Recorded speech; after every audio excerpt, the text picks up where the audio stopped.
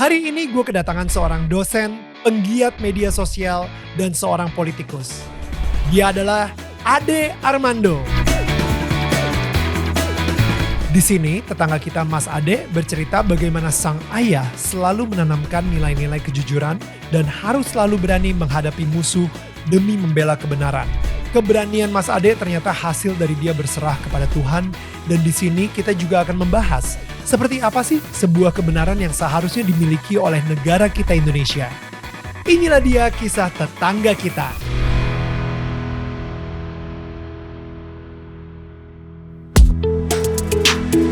Hai, ini gua Daniel, tetangga kamu. Di sini gua akan ngobrol dengan tetangga gua tentang perjalanan hidup mereka dari kacamata spiritual di saat mereka mengalami situasi tidak pasti dan kekhawatiran, sampai bisa kembali bangkit menjadi orang yang lebih kuat dari sebelumnya. It's gonna be very exclusive and inspiring. Hai semua tetangga yang gue sayangin dan gue cintain. Welcome kembali lagi di Daniel Tetangga Kamu. Dan seperti biasa gue pengen mengajak kalian untuk menjadi bagian dari tribe kita dengan cara subscribe. Atau mungkin kalian bisa ngasih super thanks. Atau kalian bisa membeli merchandise official kita. Dan ini kayak hoodie yang lagi gue pakai sekarang ini. Ini adalah salah satu merchandise official kita. Dan kalian bisa langsung ngedapetin. Nah ini tinggal klik aja QR code yang ada di sini. Atau langsung ke toko kita di Tokopedia. Search DMN Official Merch. Oke, anyway, sekarang ini kita langsung aja ngobrol sama tetangga kita yang sangat spesial, Ade Armando. Mas Ade, thank you so much for being here. Thank you udah diundang. It's a huge honor. Saya yakin banget nih manajer saya itu kayak lagi fangirling banget. Daniel akhirnya bisa ngobrol sama Ade Armando. Saya yang merasa terhormat diundang Anda. Aduh, thank you Mas Ade. Saya juga a huge fans of you. Oh, thank you for saying that. Manajer saya ini, saya punya manajer namanya Johandi Yahya. Dia udah 20 tahun kita bersama-sama di dunia entertainment. Dan manajer saya ini 3 tahun terakhir ini kalau misalnya ngobrol sama saya, itu pasti menyelipkan Ade Armando dan Denny Siregar gitu kan. Jadi makasih Pak Johan. Asli, jadi dia yang kayak sering banget ngasih perspektif yang very out of the box. Dan dia benar-benar ya ngefans banget aja sama Mas Ade juga gitu. So saya taunya pertama kali denger nama Ade Armando itu dari manajer saya. Dan abis itu orang tua saya juga ikutan nonton juga tuh Cokro TV. Dan sekarang ada nih orang tua nih. Orang tua ya dua-duanya juga ya masih sangat ngefans juga sama Mas Ade juga. Mas Ade, tapi hari ini kita jujur nih, saya dari tadi pagi mikir gitu ya, dan saya excited banget. Ya. Karena saya yakin saya akan belajar banyak values, nilai-nilai kehidupan dari seorang Ade Armando. Mudah-mudahan. Karena Mas Ade ini menurut saya bukan seperti orang Indonesia rata-rata. Dan saya pengen tahu karakter seperti ini dibuildnya pasti dari kecil. Gitu. Dari kecil itu apakah dari didikan seorang ayah, apakah dari seorang ibu atau guru, kenapa bisa berani, bisa vokal dan bisa kayaknya kelihatannya nggak takut aja gitu, terjang aja terus gitu. Dan sebagai seorang komunikator, saya sendiri itu ngefans banget sama Mas Ade dengan keberanian Mas Ade yang mengkomunikasikan sebuah kebenaran tanpa takut pihak manapun. Jadi saya pengen belajar dari Mas Ade karakter seperti ini dibentuknya itu dari kapan dan bagaimana masa kecilnya dari Mas Ade sendiri gitu. Thank you ya, dan gak gampang jawab pertanyaan Anda ya, karena saya harus mikir nih kenapa ya gitu kan. Tapi terus terang iya, Anda benar bahwa saya beruntung dilahirkan dari sebuah keluarga yang sangat percaya misalnya pada kebenaran, kepada kejujuran, keberagaman gitu ya. Saya beruntung datang dari sebuah keluarga yang sejak kecil memang sudah memberi saya teladan tentang bagaimana bersikap dalam hidup ya. Orang tua saya itu bukan orang tua yang kaya raya ya. Kita gak pernah miskin. Tapi ayah saya itu tentara yang terus masuk ke Departemen Luar Negeri. Kami pernah berangkat ke luar negeri. Dan dia punya jabatan tertentu. Saya lupa apa ya bahkan kalau Anda tanya sekarang. Dan dia selalu mengajarkan saya tentang integritas ya. Tentang kamu harus selalu memperjuangkan. Dia gak pernah ngomong begitu tapi ya. nggak pernah deh gini ya, kamu tuh harus memperjuangkan kebenaran. Tapi enggak, saya melihat bagaimana hidup dia itu diisi dengan perjalanan yang penuh keberanian untuk selalu berada di jalan yang benar, apapun risikonya. Memang risikonya tidak pernah sebesar seperti yang saya alami ya, artinya sampai dipukulin dan seterusnya. Tapi misalnya dia adalah orang yang karena apa yang dia yakini, dia rela untuk sampai akhirnya diberhentikan misalnya. Dari nggak diberhentikan dalam artian dipecat dengan tidak hormat, tapi dia akhirnya kariernya mandek, berhenti dan kemudian harus keluar dari TNI. Untuk sesuatu yang saya tidak terlalu mengerti karena itu terjadi begitu lama dan beliau sudah meninggal. Tapi saya yakin itu ada kaitannya dengan kengototan dia untuk mempertahankan apa yang dia percaya benar gitu ya. Ibu saya juga begitu, dan dia memberikan, kedua orang tua saya mengajarkan tentang berbagi dengan orang gitu ya. Tadi saya katakan kami tidak pernah miskin tapi juga tidak pernah kaya raya, tapi uang yang mereka peroleh itu selalu dia bagi pada keluarga, pada orang-orang yang membutuhkan. Kita nggak pernah jadi hidup dalam kondisi yang serba punya gitu ya. So dia memberi teladan itu dari kecil ya. Dan sebagai seorang Minang tuh kami kan keluarganya Minang nih. Dia mengajarkan saya tentang Dek, kalau ini prinsip ya, musuh jangan dicari. Tapi kalau musuh datang, kamu jangan lari. Nah itu buat saya tuh sampai sekarang itu kayak ajaran yang selalu mengiang-iang ketika Anda katakan tadi kan, misalnya, kok Anda berani sih? Ya saya berani karena memang ajarannya adalah kalau Anda sedang menegakkan kebenaran, don't run gitu ya, lawan gitu ya. Tentu aja realistis, lawan tuh nggak juga senekat itu juga ya. Tapi dia mengajarkan itu. Dan dia mengajarkan saya untuk baca buku. Ya, sejak kecil kedua orang tua saya itu penggemar buku, di rumah kami banyak buku dan buku fiksi ya, buku cerita. Buku cerita dan buku cerita itu menggambarkan tentang keberanian, tentang kisah-kisah heroik gitu ya. Juga cerita tentang nabi-nabi ya. Pada saat barangkali orang lain ngapain ketika kecil, karena orang tua kami kan sering pindah-pindah gitu, sehingga saya itu nggak pernah punya teman yang betul-betul dekat di satu tempat gitu ya, karena we are moving gitu kan.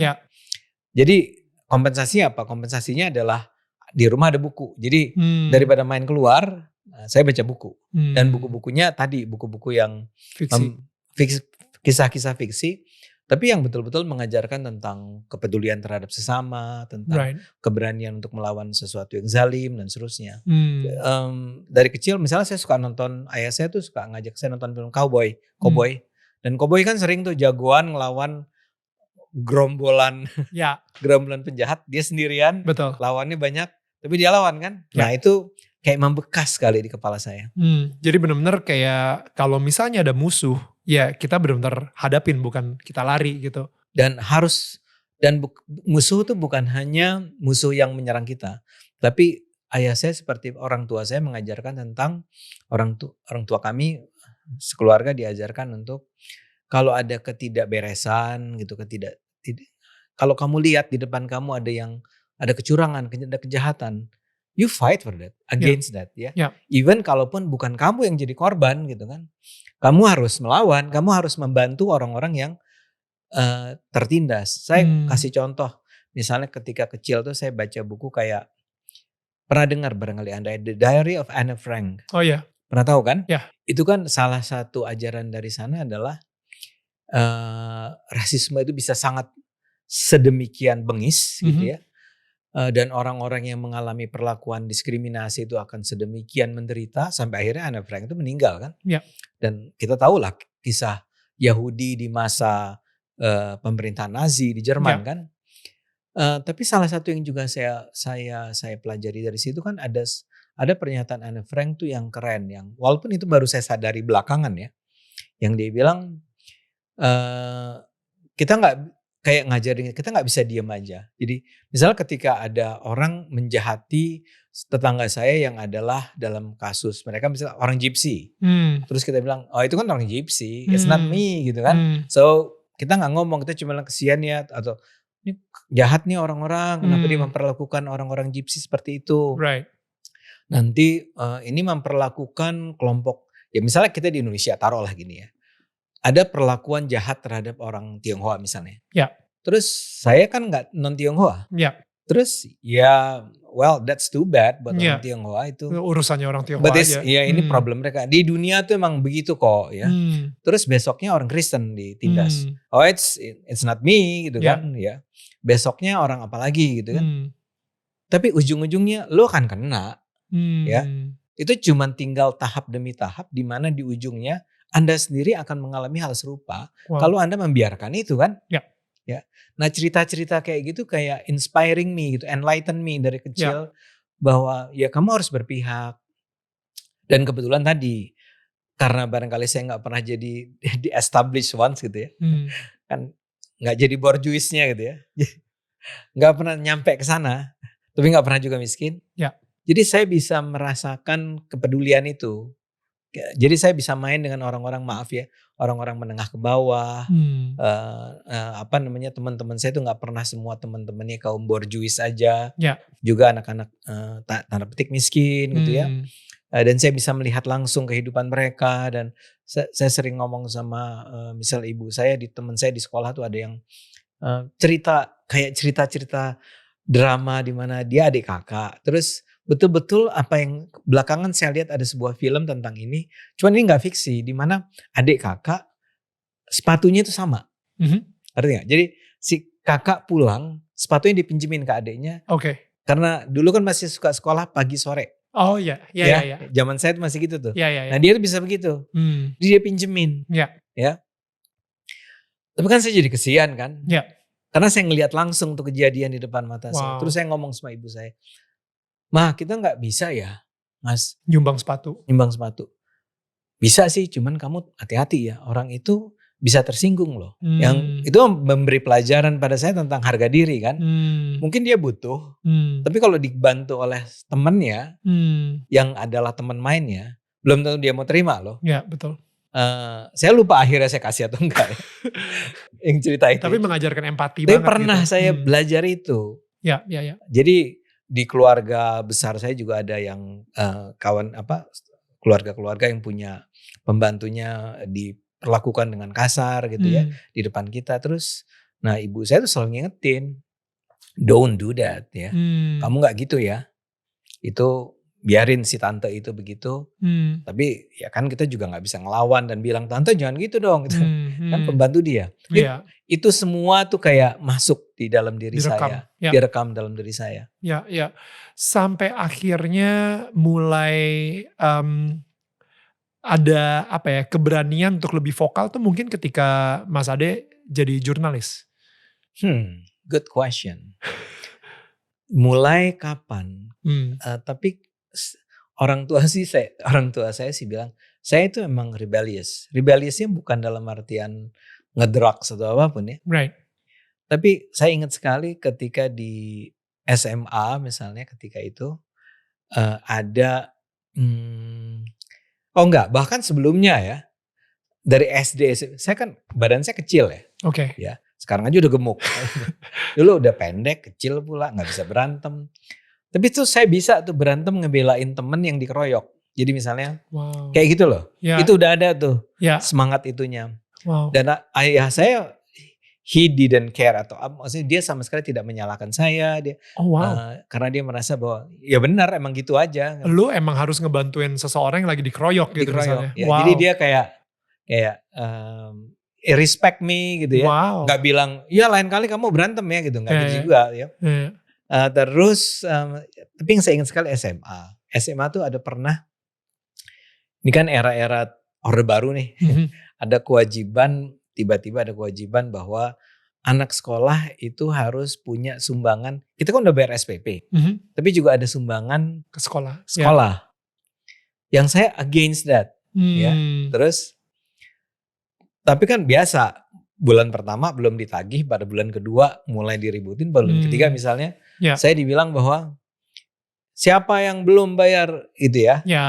Sumbangan ya. Shoot, saya bilang kan, ya. Oke, saya harus ngumpulin duit, dikasih juga Saya nggak ngomong tuh sama orang tua saya karena saya tahu ini berat buat orang tua saya. Jadi uang jajan saya kumpulin segala macam. Oh, wow. Saya kumpulin, saya berikan kepada si guru itu di kelas dalam bentuk recehan.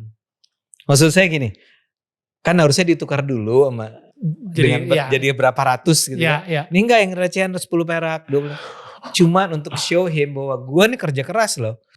Untuk memenuhi apa yang lo minta. Itu orang tua saya ingat sekali. Kakak saya selalu ingat sama cerita itu. Lo tuh emang kelewatan gitu kan. Nah, tapi kemudian masuk kuliah. Belum jadi jurnalis dan ini kan eranya, saya kan kuliah tuh 80-an. Itu era dimana gerakan-gerakan mahasiswa itu ini bergerak. Ya. Tapi di masa-masa akhir sebelum dihabisi oleh pemerintah. So I was there. Dan saya terlibat dalam gerakan-gerakan semacam itu. Oh, wow. Ya. Demonstrasi waktu itu sudah mulai menghilang, tapi saya pernah ikut beberapa kali. Bahkan di SMA itu, ketika saya masih SMA, saya loncat lagi balik, saya pernah ikut dalam sebuah gerakan demonstrasi against Soeharto. Mind you ya, bahwa ini Soeharto yang lagi powerful. Yang kalau misalnya ngomong salah dikit hilang gitu. Saya terlibat tuh di Bogor, kan kota saya Bogor. Saya rasa cuma SMA negeri kami yang melawan. What? Itu 78, saya ingat sekali. Jadi ketika itu berani banget by the way. Enggak, tapi ya waktu itu suasananya heroik kan. Waktu itu kejadiannya saya sampai berhadapan sama, gara-garanya gini. Ada seorang teman saya, ya namanya anak SMA kan. Jadi dia turunin bendera merah putih. Wow. Sebetulnya bukan turunin menurut versi dia sih. Dia cuma mau turunin untuk dia naikin lagi agar setengah tiang. Tapi begitu dia turunin, itu tentara masuk. Tentara loh. Tentara masuk, nyerbu. Dan saya sok ngelindungin teman saya itu. Jadi ketika diserbu tuh ke tempat-tempat persembunyian kami itu mereka ngelihat saya, si tentara ngelihat saya, terus dia bilang, siapa yang tadi nurunin?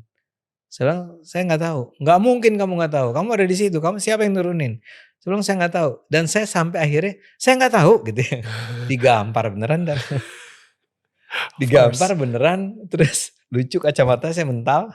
Kan dulu saya pakai kacamata mental. Terus saya lebih mikirin kacamata saya. Ini pecah nggak ini? Soalnya mahal. Mahal buat ukuran saya kan. Oh, wow. Terus saya di bayonet di sini. What? Bilang nggak siapa orangnya? Saya bilang saya nggak tahu Pak. Sampai bahkan udah bayonet di sini. Bayonet di sini. Itu pertama kali saya merasa gue akan mati nih.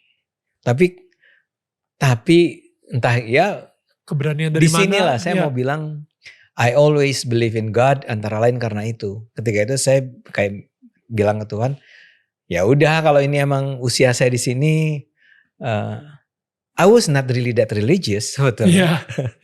So saya nggak terlalu nggak soleh amat sih waktu itu juga ya. Tapi ngerasa ya udah, ya ini Tuhan udah ini saya nggak boleh mengkhianati teman saya gitu kan. Wow. Jadi kayak gitu loh Dan, itu kan pelajaran hidup yang membuat saya merasa bahwa memang lo nggak boleh untuk lo harus fight ya. Nah jadi ketika mahasiswa saya udah fight, saya emang bawaannya suka ngelawan segala macam sampai terus jadi jurnalis. Yang tadi yang si bayonet tadi akhirnya tetap lu nggak mengkhianati sama sekali temen Mas Ade dan akhirnya ya si tentaranya sendiri akhirnya udah jadi nggak ketahuan tuh. Jadi dia bilang enggak, terus dia kayak dia enggak, terus saya bentak itu terus dia tampal. Untungnya bukan bayonet yang dia ditampar. Yang dia beratin gitu ya, pakai bayonet. Enggak, terus kayaknya dia juga merasa ini anak emang nggak bisa diajak ngomong lah gitu. Terus dia pergi. Karena ketika itu memang nih jujurnya ceritanya adalah ujung-ujungnya sebagian teman tuh bilang bahwa anak itu disusupin memang yang nurunin bendera itu. So itu seperti kayak isyarat bagi tentara untuk nyerbu. Pas diturunin itu. Karena tadi tentara tuh nunggu di balik pintu gerbang sekolah. Jadi dia nungguin betul-betul di sana. Udah siap. Dan saya ingat sekali saya bawa kayak poster turunkan Soeharto kayak gitu ya. yang setelah dipikir-pikir belakangan sih tolol banget ya. Berani amat lu ngelawan tentara waktu itu ya. Tapi kan suasana heroik memang. Iya. Kalau Anda ingat 78, Anda Saya 81, saya baru lahir. jadi nggak ngerasain nggak ya. ngerasain ya bagian Ngerasa itunya. itu sebenarnya kan ada 74, ada 78 gitu ya. Terus ada 82 belakangan. Tapi 78 tuh emang lagi di Jakarta sendiri lagi ada demo gede besar-besaran tuh ya. Gokil. Jadi dilepas tapi terus belakangan orang cerita. Tuh jangan-jangan teman kita itu saya ingat orangnya dia itu emang sengaja disusupin agar tentara nyerbu. Bisa Jadi masuk. barangkali aja ketika saya di ini dengan bayonet itu, dia udah tahu orangnya siapa gitu kan. Jadi no big deal juga bahwa saya nggak mau jawab. Ya. Mas Ade, gue jadi ngerasa ya bahwa kayak Mas Ade, contoh sekolah. Ketika sekolah itu minta sumbangan, Mas Ade sendiri ngerasa, nih gue kasih nih receh. Gitu receh. kan. Jadi kayak makan nih receh. Nih lu minta sumbangan, nih sumbangan. Ya kan? betul iya sekali kan? ya. In a way kayak Mas Ade itu melihat sekolah itu bukan sesuatu yang berkuasa. Kalau gue waktu kecil ya kita ngelihat of course sekolah itu adalah sebuah organisasi yang sangat berkuasa banget atas hidup gue. Jadi ujian harus benar, guru itu udah kayak wah gue harus menghormati abis gitu. Mereka udah kayak dewanya, udah kayak Tuhannya gitu. Dan lembaga ini yang menentukan masa depan gue gitu misalnya. Tapi buat Mas Ade, no, they're not. Dan abis itu ketika ABRI masuk saat itu kan, TNI masuk, dan habis itu sampai bahkan udah dibayonetin, diancem, malah Mas Ade malah ngebentak balik lagi. Again, gue ngelihatnya bahwa wow, TNI sendiri atau ABRI sendiri di mata Mas Ade, again sebuah lembaga yang tidak bisa berkuasa atas seorang Mas Ade. Dan begitu juga Pak Presiden Soeharto saat itu, yang menurut Mas Ade sendiri sampai bilang turunkan Soeharto, itu bukan sebuah simbol negara yang bisa berkuasa atas seorang Mas Ade juga. Jadi that is again ini bukan orang Indonesia rata-rata, dimana kalau misalnya saya ngerasa saya adalah orang Indonesia rata-rata. Saya akan sangat menghormati apa yang mereka bilang, iya, oke, yes and amen gitu. Jadi itu yang mungkin membuat sebuah perspektif bahwa kalau misalnya saya ngelihat kebenaran, saya ngelihat sebuah keborokan dalam negara yang saya cintai ini, siapapun yang menyebabkan keborokan tersebut akan gue sikat gitu. Is that true? Is that like heroiknya di situ? Iya, karena saya nggak pernah memikirkan itu ya. Jadi ketika Anda sekarang menempatkan itu dalam that perspective, that might be true gitu ya. Hanya Tuhan yang berkuasa atas hidup gue, tapi nggak ada seorang pun yang bisa lebih tinggi daripada Tuhan gitu. Iya. Itu kalau yang terakhir itu sembari berjalannya waktu, saya belajar kan gini, selalu ada pertanyaan gini dan mungkin nggak Tuhan nggak ada, ya, right? Dan jawabannya adalah mungkin, mungkin kan? Sebenarnya kita salah nih selama ini, atau saya lah menyangka Tuhan ada, ternyata Tuhan tuh nggak ada sebenarnya, dan nggak ada penjelasan yang sepenuhnya rasional untuk menyatakan bahwa Tuhan itu ada. Selalu ada falsifikasinya. Saya bilang, apapun alasan saya, orang bisa membantah dengan mengatakan, that's why ada orang kayak ateis kan. Betul. Dan saya gak bisa menyalahkan. Karena perjalanan hidup dia menyebabkan dia tiba pada kepercayaan bahwa Tuhan itu gak ada. Betul. Sebaliknya buat saya, setelah sekian puluh tahun saya hidup, saya justru mengatakan gak mungkin Tuhan gak ada. Ya, karena contohnya tadi, ketika saya memperjuangkan kebenaran, kan saya mungkin mati juga kan. Ya. Tapi selalu ada yang menolong saya. Wow. Siapa gitu kan pertanyaannya kan. Siapa yang sebetulnya membackup saya? Yang menurut saya sekarang ini adalah because ada sebuah kekuatan lain nih. Apa yang disebut divine intervention. Betul. saya nggak bilang semua orang mengalami itu. Saya mau bilang saya pribadi, saya me myself. Ya. Pengalaman hidup saya menunjukkan bahwa ada sebuah kekuatan yang lo nggak bisa jelasin secara rasional. Ya. Kenapa bisa begitu kayak tadi tuh? Ya. Bayonet udah di sini. Ya. Dia tinggal ngegeret Betul. sedikit aja. Itu di sini dan. Iya. Ya. Gila sih. Tapi siapa yang narik gitu kan? Ya. Ya mungkin karena Tuhan belum mau gue mati. Ya. Seperti saya pernah ke seret di sungai gitu ya. Dan itu dalam dan saya berada di bawah dan saya merasa bahwa ini arusnya deras sekali. And this is it again. And this is it. Dan itunya adalah, well ya Tuhan kalau ini emang akhirnya, ya udah. Ya. Tapi all of a sudden saya naik ke atas dan tiba-tiba ada tempat di mana saya bisa pegang tangan saya gitu ya, ada batu, selesai, selamat. Wow. So, dan terakhir juga ketika saya dikeroyok saya nggak tahu bos Anda manajer Anda cerita nggak, bahwa saya pernah dikeroyok? Saya tahu soal itu. Itu kan si dokternya sampai bilang, Anda tuh kalau nggak ditolong dalam beberapa menit, Anda tuh udah mati. Sampai separah itu ya dikeroyoknya? Oh separah itu, yang saya sendiri baru tahu karena dokter itu bilang. Wow.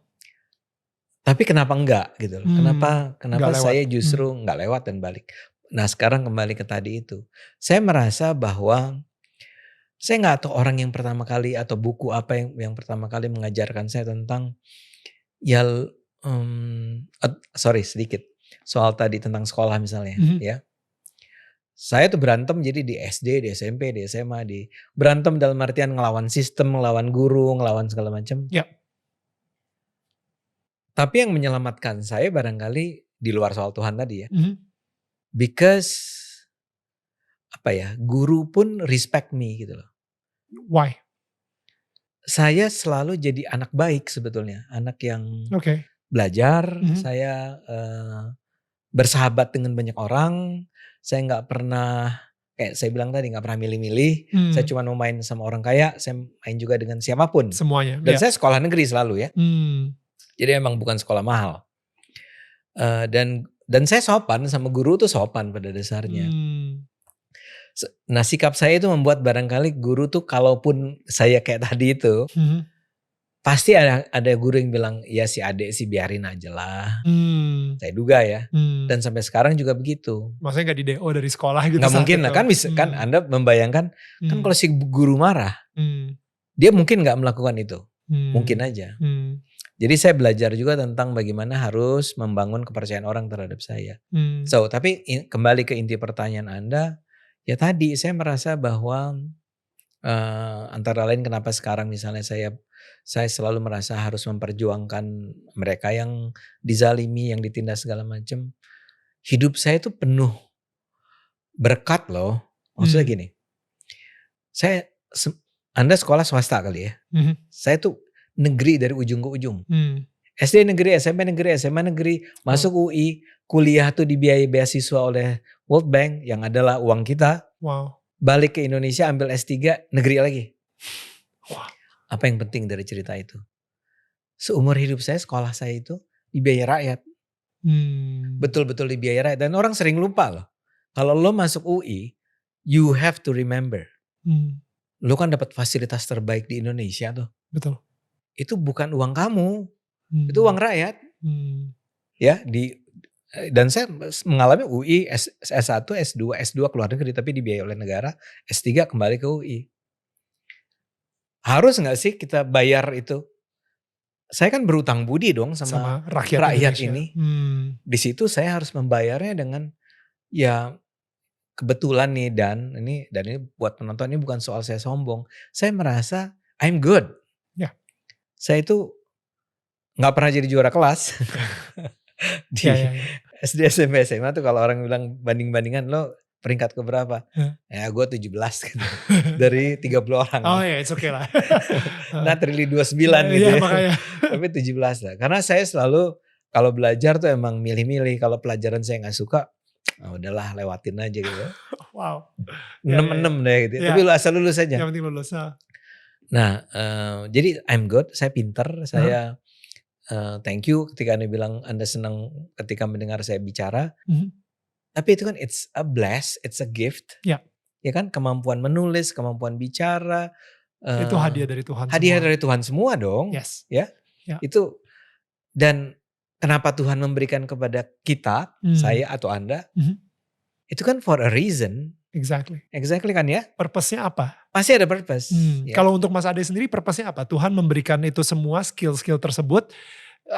In a way ini pertanyaannya, Mas Ade tahu gak sih kenapa Tuhan menciptakan Mas Ade sebagai orang Indonesia dengan skill-skill tersebut di Indonesia dan mempunyai network dan platform sebesar ini gitu sekarang? Karena saya harus membantu Indonesia, membantu rakyat, membantu. Kenapa Indonesia perlu dibantu? Anda lihatlah rakyatnya masih miskin, masih ada jarak yang luar biasa, ya. Kita kan sering lupa karena kita udah di kelas menengah ke atas nih, kita bisa hidup di gedung seenak ini dengan AC dan segala macam. But harus saya ingatkan ya, yang miskin itu jauh lebih banyak.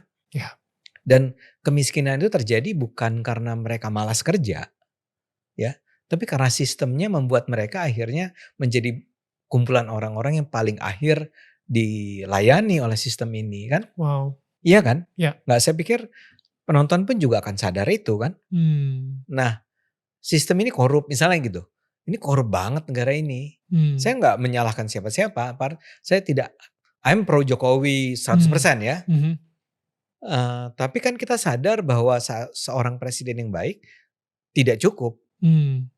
Sistem korupnya ini sudah sedemikian. Udah dari tahun berapa? Tahun jebot. Yes, exactly. Berpuluh-puluh tahun. Udah berpuluh-puluh tahun, udah berurat berakar.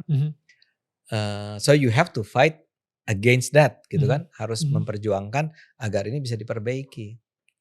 Nah, orang kayak saya, orang kayak Anda, orang kayak macam-macam orang pintar. Kalau berkumpul bisa gak kita menyelesaikan persoalan-persoalan itu? Ya bisa pasti. Jadi Tuhan memberikan saya kelebihan dari orang lain.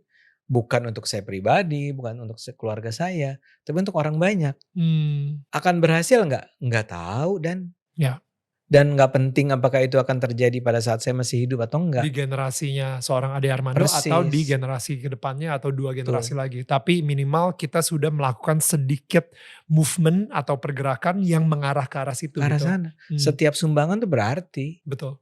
Ya, betul. Setiap kontribusi itu matters. Ya. Jangan berpikir bahwa gue cuman bisa apa sih? Enggak, lu bisa macam-macam melakukan apapun untuk negara ini. Nah, tapi saya sadar ada orang yang lebih pintar dari yang lain. Ya. Ada orang yang memang nggak bisa apa-apa. Kalau orang miskin disuruh berjuang untuk dirinya sendiri ya susah dong. Ya. Kan emang kewajiban kita yang punya keunggulan, kelebihan untuk membantu mereka. Membantu mereka tuh bisa dengan kasih sumbangan, kasih begitu orang susah datang kita bantu. Ya. Itu yang paling, kalau Anda kan di Kristen ada perpuluhan ya. Ya. Itu menurut saya itu minimal loh. Betul. Itu minimal. Itu minimal. Ini minimal. That's good bahwa Anda membantu. Tapi kalau Anda adalah seorang kayak saya nih, saya dosen komunikasi, doktor, dihargai, diundang kemana-mana.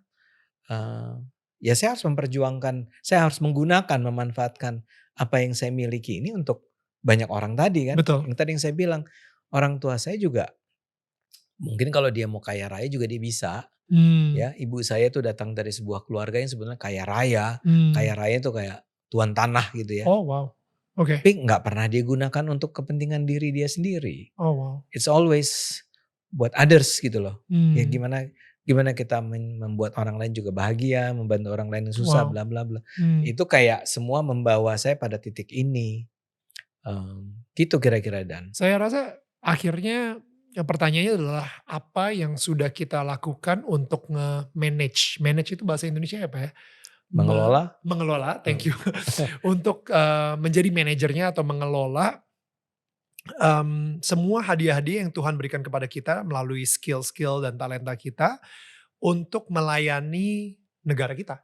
Ya, pada akhirnya seperti itu. And the last analysis itu jawabannya adalah itu. Sayangnya kan jawaban semacam ini kan akan dianggap terlalu idealis oleh orang. Exactly, karena kebanyakan orang justru bagaimana caranya mengelola atau menggunakan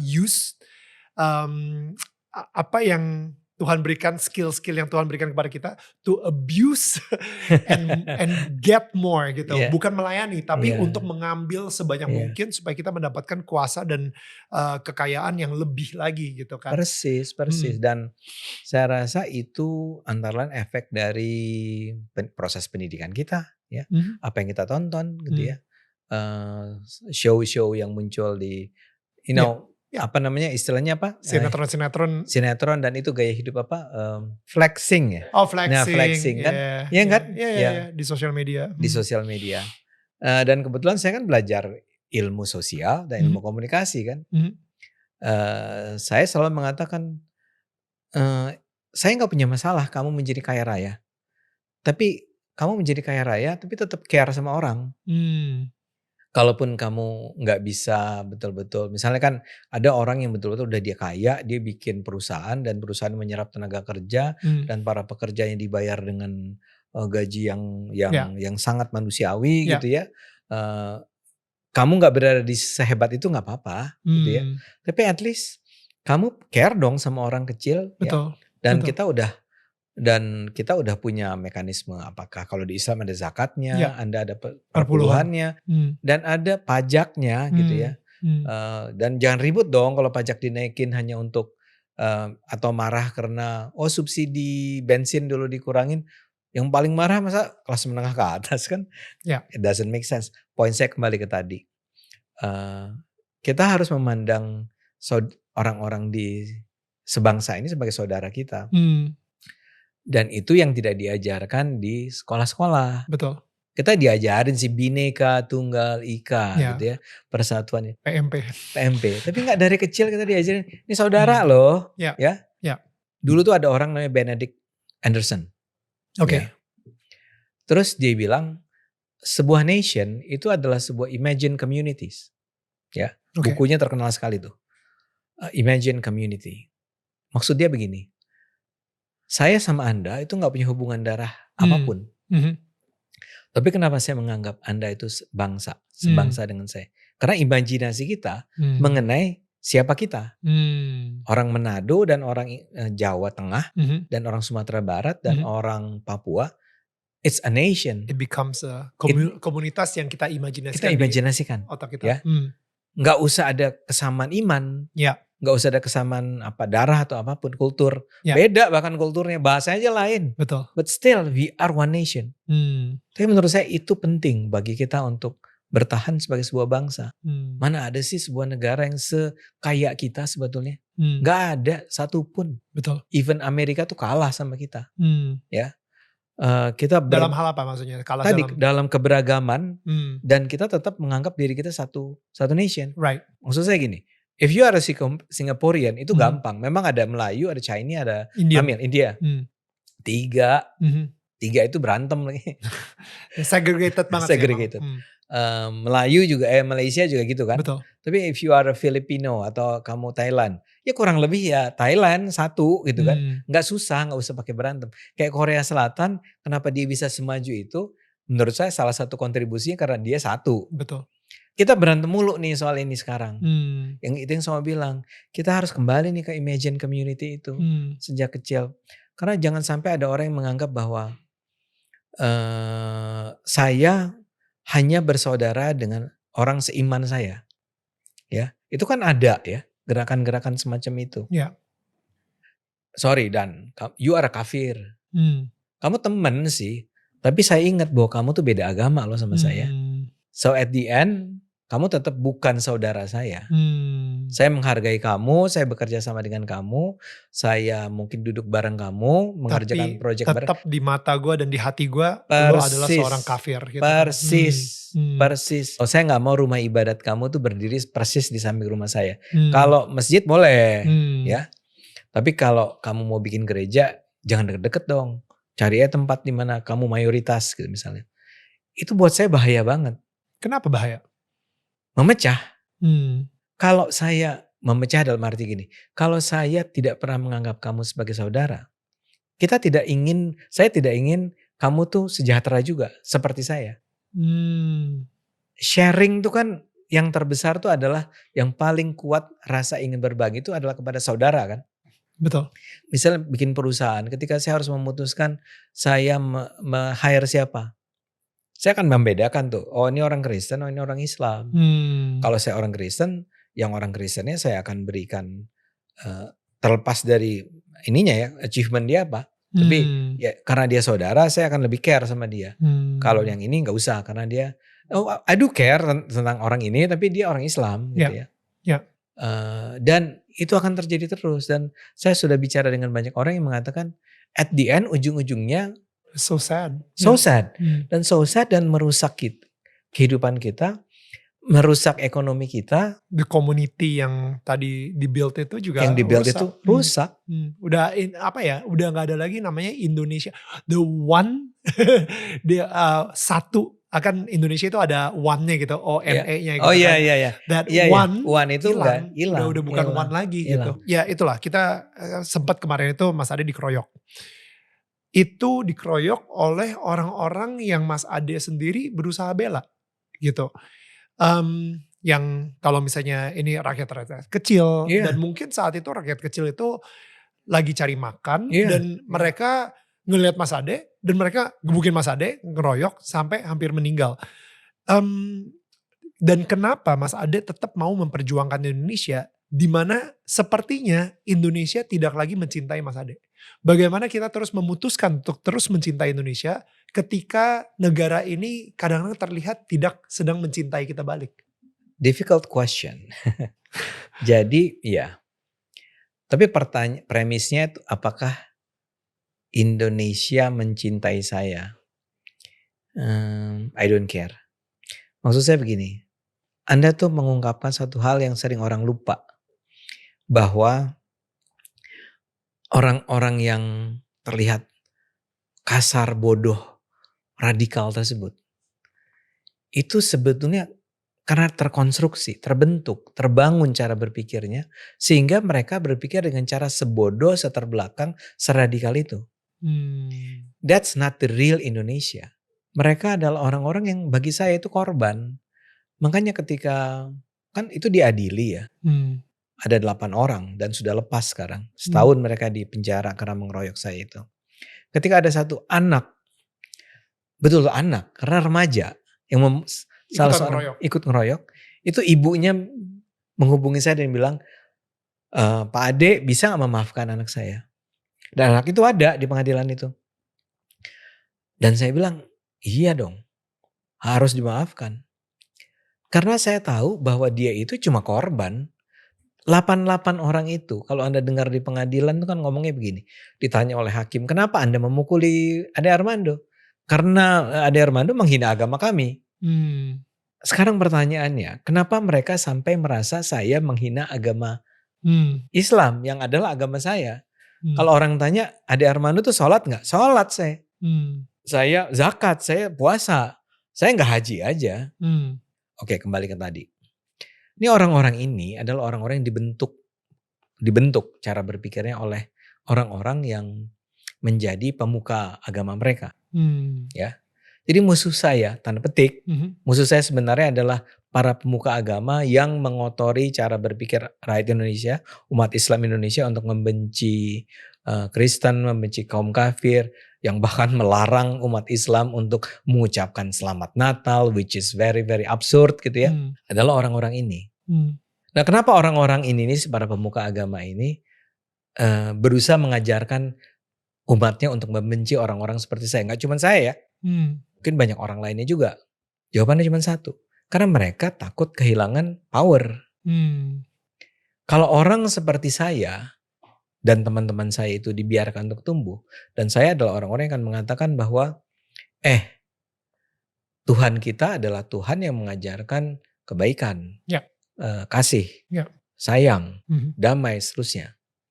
Dan Tuhan kita adalah Tuhan yang bilang gunakan akal kalian untuk berpikir.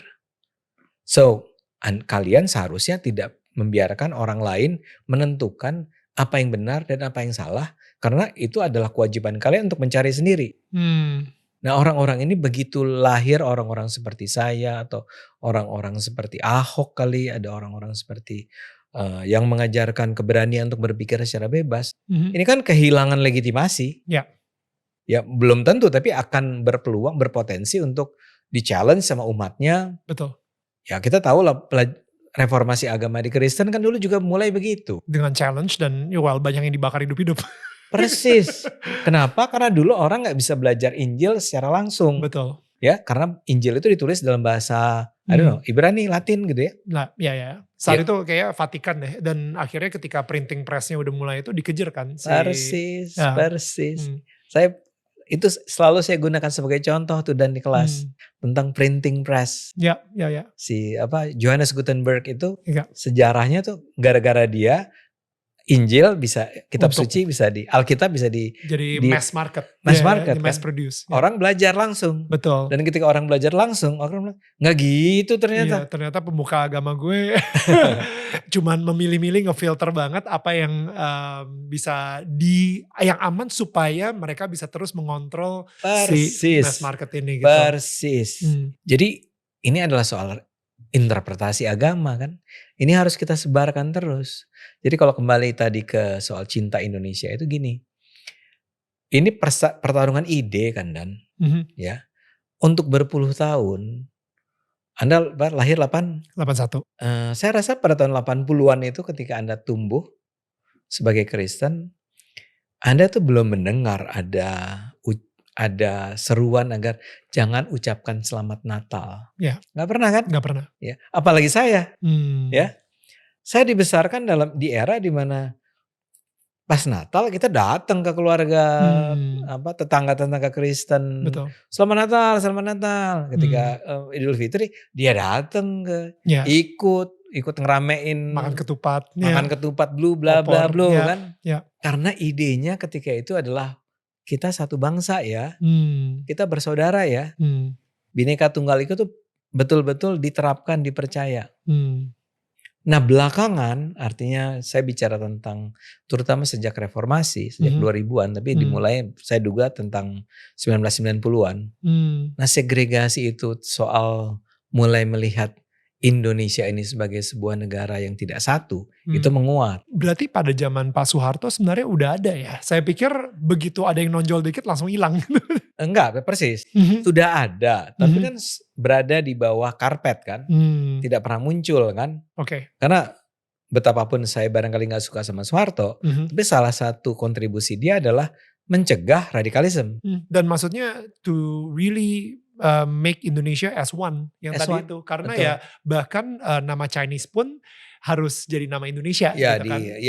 Betapapun saya nggak setuju dengan itu, cuman benar itu karena sesuatu yang ya efeknya ini buahnya saya gitu. Ya, jadi saya menurut saya adalah orang yang lebih Indonesia daripada beberapa orang Indonesia. Gitu. Persis. Jadi itu efeknya positif tuh. Betul, ya. Itu efek positif. Bahwa Anda gak boleh menggunakan bahasa Mandarin. Efeknya jadi positif. Tapi yang bagus sekarang ya Anda boleh menggunakan bahasa Mandarin, belajar. It's your choice. Daripada kita waktu itu tiba pada kita sempat mengalami era di mana kalau Anda Chinese, ya Anda ngomong Chinese sama sesama Anda kan. Right. Kan lebih baik memang menggunakan satu bahasa Indonesia kan. Betul. Nah jadi saya tidak pernah menganggap the real Indonesia adalah Indonesia yang segregatif. The real Indonesia adalah Indonesia yang plural, yang sangat menghargai keberagaman, yang kemudian di hijack oleh kelompok-kelompok radikal tadi. Yang sayangnya justru di era demokrasi ini itu dia tumbuh. Si kelompok-kelompok yang di masa lalu Anda bilang begitu, kalau di masa Soeharto begitu muncul dipites, hilang, mati kan gitu ya. Sekarang kan enggak. Tapi justru karena dia tumbuh, dia bisa mengembangkan ide-ide itu. Nah, ide itu harus dilawan dengan ide lagi. Ini sebenarnya pertarungan ide, konsepsi kita tentang Indonesia itu sedang dipertaruhkan sekarang, sedang dipertarungkan. Ya. Nah, itu yang saya katakan bahwa ketika itu terjadi, saya tidak pernah menganggap bahwa itu adalah the real Indonesia. Para orang yang menyerang saya, yang memfitnah saya, yang menyebarkan hoax, yang mengancam saya, itu adalah para korban menurut saya. Dari tumbuhnya sebuah ide yang melihat Indonesia dengan cara yang berbeda, seperti yang dulu sebetulnya the real Indonesia itu lahir, berkembang, tumbuh di masanya. That's so good. Nah, kita harus lawan itu. Nah, saya senang bahwa sekarang udah semakin banyak nih orang-orang yang secara berani mengutarakan itu. Karena kalau orang takut untuk ngomong itu aja Anda takut, ya yang akan dominan adalah justru konsepsi Indonesia seperti yang mereka inginkan. Ya. Kembali ke pertanyaan awal, kenapa Anda harus menganggap itu masalah? Masalah. Kita nggak akan pernah bisa maju, kita akan terus terbelakang, kita akan berkonflik untuk hal-hal seperti tadi mengucapkan selamat Natal, cara mengenakan jilbab yang benar atau gimana. Ini kayak teman Anda nih, kalau di kelompok tertentu nih Islam jilbabnya salah ini. Ya, sorry, ini ya ada teman, ada salah satu kru kita ya. Nanti diambil gambarnya. Ya, menggunakan jilbab. Ya. Tapi kan ini bagi sekelompok orang ini salah gitu. Jadi bisa berantem antara Muslim sendiri. Antara Muslim untuk hal-hal nggak penting. Anda misalnya kan bilang, wah Bang Ade mengada-ada. Enggak, ini terjadi di Pakistan, ini terjadi di Bangladesh, ini terjadi di negara-negara Timur Tengah. Saya lupa ya. Salah satu negara di daerah-daerah Arab Timur Tengah. Itu hanya karena dia di selfie-nya dia menampilkan dirinya ya mungkin ya seksi gitu ya. Dibunuh sama saudaranya. It's an honor killing kata mereka. Aduh. Keluarga. Jadi kewajiban si kakak merasa bahwa dia harus membunuh adiknya yang sekedar pakai pakaian seksi. I mean, kita mau ke sana. Kita mau ke sana. Saya bilang saya nggak mau. Apapun akan saya lakukan untuk mencegah kita jangan sampai ke sana. Karena itu saya harus, tadi Anda bilang, Anda kok berani melawan mereka? Ya kalau nggak berani, harganya terlalu mahal dan ya untuk generasi kita berikutnya. Generasi berikutnya, mungkin bukan saya nggak akan melihatnya lagi, generasi anak-anak saya yang akan mengalaminya. Mas Ade, kita kan sekarang ini kayak tadi Mas Ade bilang ya, mempunyai sebuah keberanian untuk melawan yang salah dan membela yang namanya kebenaran. Nah, tapi kebenaran di mata orang-orang tuh subjektif. Oh ya, of course. Right? Yeah. Nah, kebenaran seperti apa yang Mas Ade sekarang lagi perjuangkan? What tonggak kebenarannya itu base-nya itu dari mana gitu? Oke, saya memang nggak percaya dengan kebenaran absolut. Ya, I mean kebenaran absolut itu ada di Tuhan. Ya. Kayak tadi aja ketika si saudara ini membunuh saudara, dia juga bilang, no, gue membunuh demi kebenaran, gitu. Oh iya. So I think sebenarnya Indonesia ini butuh kebenaran itu based on what? Based on kesepakatan. Oke. Maksud saya gini, kesepakatan itu begini. Biarkan masyarakat itu menggunakan akal sehatnya, rasionalitasnya secara terbuka, tapi ya syaratnya satu, secara terbuka. Dan kemudian bersama-sama menentukan jalan Indonesia itu yang mana. Oke. Nah ini saya bilang, Indonesia sebetulnya sudah mengambil keputusan pada tahun 45. Ya. Kita gunakan aja itu. Dengan si Bhinneka Tunggal Ika. Dan Pancasilanya dan UUD 45-nya ya. Walaupun dia amandemen seterusnya kan. Ya paling tidak yang gak diubah kan dua, Bhinneka Tunggal Ika dan Pancasila. Itu kesepakatan kita. Bisa gak diubah? Bisa, coba aja gitu loh. Kalau Anda punya sebuah konsepsi yang lain, ya tawarkan. Tapi menurut saya itu adalah sebuah konsepsi yang luar biasa. Lima-limanya. Founding fathers kita entah gimana bisa sejenius itu merumuskan dasar negara kita kan. Ya. Kita bertahan di situ aja. Ketika sekarang terjadi misalnya taruhlah sekarang bayangan Anda lahir kelompok-kelompok radikal yang ingin mendirikan negara Islam Indonesia. Boleh nggak mereka berpikiran semacam itu? Ya boleh dong. Saya dulu salah satu hal yang menyebabkan saya tahu apa itu negara Islam misalnya. Itu karena di era saya dulu kuliah, saya belajar tentang negara Islam. Saya pernah terlibat dalam gerakan-gerakan Islam yang belakangannya akan menjadi gerakan-gerakan Islam radikal, yang konservatif. Tapi I was there once, terus ketika itu mulai berkembang saya mengatakan, ingat ya ini 80-an saya kuliah itu ya. Saya mengatakan bahwa gak bener nih, saya keluar. Kenapa? Gak benernya kenapa? Antara lain itu. Jadi gini, 80-an adalah era di mana mulai tumbuh tuh apa yang disebut sebagai the revival of Islam. Di Indonesia atau di dunia? Di dunia, berdampak pada Indonesia. Oke. Jadi Anda kalau belajar sejarah akan tahu bahwa uh, Islam tuh pernah berjaya sekali, terus drop dan dijajah oleh Barat dan Kristen. Oke. Termasuk Nusantara. Dan itu bukan cuma Indonesia, Timur Tengah juga begitu, negara-negara ya Anda sebut Mesir, Jordan, Afghanistan, Pakistan, bla bla bla. Itu semua berada di bawah. Arab Saudi pun ketika itu pada awalnya ya dianggap sebagai negara yang tidak maju kan. Dan itu dijajah. Jadi kolonialisasi itu term yang benar. Ini kayak Commonwealth gitu ya dari Inggris dan lain-lain gitu. Atau lebih Macam-macam. tua lagi. Iya. Jadi Anda pernah dengar istilah khalifah kan? Khilafah, khalifah. Khilafah Islam terakhir itu adalah Utsman. Right. Yang jatuh pada 1920. Ya, setelah itu dikuasai oleh Barat, dunia Islam itu. Oke, tapi golden age-nya sebelum 1920 itu ya? Oh, jadi, jauh sebelum itu. Okay. Itu udah terus menurun. Sementara Baratnya maju, Renaissance, Enlightenment, seterusnya. Itu era itu tuh. Jadi Islamnya turun, Baratnya naik. Ya, Amerika misalnya atau Inggris, gak harus Eropa. agama ya. Right. Jadi bukan karena perang agama. Satu turun, satu naik. Itu terus berlangsung. Ya, Indonesia dijajah Belanda, paling gampang tuh kan. 350 tahun kata orang. Terus rasa terjajah itu menimbulkan kemarahan kan. Jadi kita harus bangkit.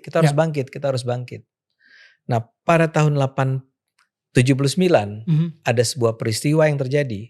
Yang menyebabkan orang Islam itu merasa bahwa kita bisa tuh mengalahkan Barat. Ke Golden Age. Ya untuk ke arah Golden Age. Paling tidak kita bisa loh mengalahkan Barat. Kenapa? Ada revolusi Iran.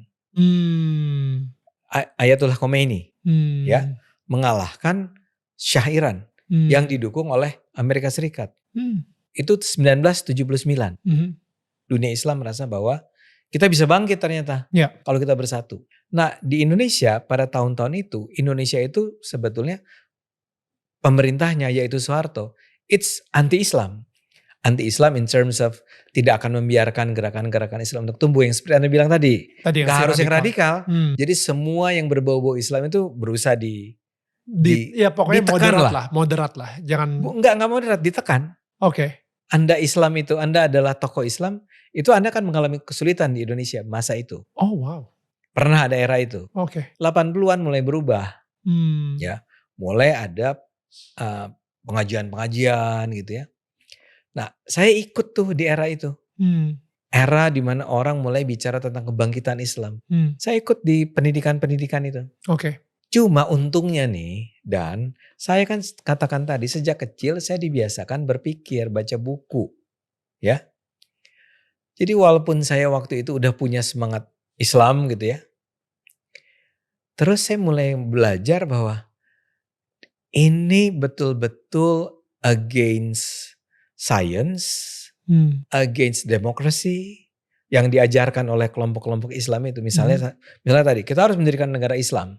Ciri-cirinya adalah pemerintahannya harus dikuasai oleh orang-orang Islam. Yang buat saya it doesn't make sense. Bukannya yang harusnya memerintah itu adalah orang-orang yang bersih, yang baik, yang kompeten. Nggak penting agamanya apa. Dan gak penting apakah kita harus bikin sebuah negara Islam. Bikin sebuah negara republik aja, modern, namanya Indonesia. Tapi gak ada lagi penindasan terhadap umat Islam atau umat apapun. So kan itu logikanya buat saya. Jadi I was there once. Melihat itu, saya merasa ini bukan mainan gue nih. Jadi saya menghindar dan belajar sama orang-orang yang mengajarkan cara-cara berpikir Islam yang lebih kritis, yang lebih tadi tidak menerima ajaran agama apa adanya seperti yang diajarkan oleh para pemuka agama. You have to be very critical, challenging. Saya bahkan seperti diajarkan kalau lo punya pemuka agama yang lo challenge dan dia langsung marah, tinggalin. Wow. Artinya dia nggak bisa berpikir kritis. Jadi makanya saya waktu itu beruntung sekali di era itu ada orang yang namanya Nurholis Majid. Adalah seorang pemikir Islam yang sangat terbuka cara berpikir dan sangat kritis. saya membaca buku-buku dia, diskusi tentang pikiran-pikiran dia, dan jadilah saya seorang Muslim seperti yang Anda kenal sekarang ini. Kalau dari luar negeri itu ada orang yang namanya Fazlur Rahman dari Pakistan. Dia itu seperti mengajarkan, yang paling gampang nih ajaran dia yang mungkin teman-teman penonton yang kalau Muslim juga bisa belajar dari sini adalah ayat Quran itu lahirnya 14 abad yang lalu. Jadi kita nggak mungkin mempelajari, memahami ayat-ayat Al-Quran tersebut begitu saja secara literal.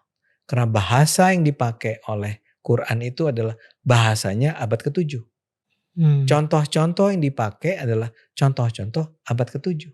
Di mana Saudi Arab, di mana Nabi Muhammad itu lahir besar di Mekah kan dan Madinah. Jadi setiap kali kita membaca sebuah ayat, jangan baca ayatnya secara literal, tapi pelajari apa substansi di belakang ayat tersebut. Ini cara paling gampang adalah perdebatan tentang poligami itu boleh atau enggak. Karena itu ada ayatnya, dan orang yang membantah bahwa misalnya dengan gampang bilang Islam tuh anti poligami. Ya, let me remind you bahwa ayatnya ada. Di Quran itu ada. Di Quran itu ada. Cuman kan sekarang adalah apakah itu artinya anjuran bagi para pria Islam itu untuk poligami? Belum tentu. Harus dibaca substansinya apa. Kenapa ada ayat itu? Misalnya contohnya yang paling gampang yang sering diangkat orang adalah itu adalah era di mana ketika itu ada perang yang menewaskan banyak pria-pria Muslim. Karena perempuan gak berangkat perang kan, yang berangkat perang laki-laki. Sehingga jumlah pria dan perempuan itu gak seimbang.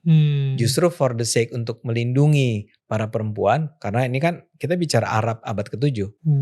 Kalau Anda perempuan sendirian tanpa ada proteksi dari siapapun, Anda akan mengalami masalah. Karena itu orang memutuskan untuk ya udah pria-pria ini boleh menikah lebih dari 2, bisa 3, bisa 4. Anda bisa gak setuju, Anda bisa debat itu. Tapi poin saya adalah jangan pernah baca ayat itu secara literal seperti apa adanya. Dan itu semua berlaku untuk semua ayat dalam Al-Quran. Nah, Fazlur mengajarkan itu. Tentu aja kita gak boleh menafsirkan dengan cara serampangan. Tentu aja harus dikaji dulu, ada gitu ya, you know what I mean. Nah, jadi itu yang menyelamatkan saya. Jadi ketika misalnya ada ayatnya yang untuk menyerang orang kafir. Tapi kan pertanyaannya adalah orang kafir seperti apa yang harus diserang? Karena itu betul-betul ada perintah bunuh. Kalau kita baca Quran, saya yakin di Alkitab juga ada banyak ayat-ayatnya kalau dibaca dengan cuman dipetik dari satu ayat aja, literal begitu. Kayak misalnya kalau kamu ditampar pipi kanan kasih pipi kiri. Serius kan kita bisa kan? Serius kalau ditampar pipi kanan lu kasih pipi kiri. Atau misalnya Yesus juga bilang kalau misalnya lu melihat seorang perempuan dengan mata lo dan mikir untuk buat cabul gitu misalnya, ya udah take out your eye. Persis. Exactly. Persis. Take out your eye gitu. Serem kan? Gouge it out, you know. Ya. Lebih baik masuk surga dengan tubuh yang tidak lengkap daripada masuk neraka dengan tubuh lengkap gitu. Itu gila. Wow. Itu harus dibaca dalam hal Alkitab lebih parah lagi kan, 20 abad yang lalu. Dengan bahasa-bahasa abad itu kan. Ini bahasa abad ke-7 di Arab, Mekah, Madinah, yang gak ada teknologi, yang gak ada demokrasi, yang misalnya potong tangan ya karena gak ada juga pengadilan ya kan. Saya bukan ahli agama, tapi itu membuka mata saya tentang jadi kita itu sebaiknya memang tidak memandang dalam hal ini Al-Quran sebagai sebuah sumber hukum positif yang setiap ayat di dalamnya harus kita baca secara literal dan kita terapkan secara literal dalam kehidupan abad 21. Itu yang saya belajar di sana. Nah, celakanya ini kan banyak kelompok-kelompok yang sekarang berusaha kembali ke masa Nabi dan kemudian mengatakan yang harus diterapkan sekarang itu abad 21 adalah apa yang diajarkan Nabi pada abad ke-7.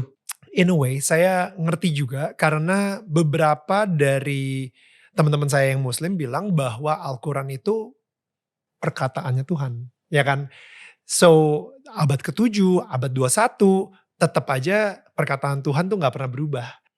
Itu akan selalu benar sama. Kita mau boleh didebat gak ini? Of course.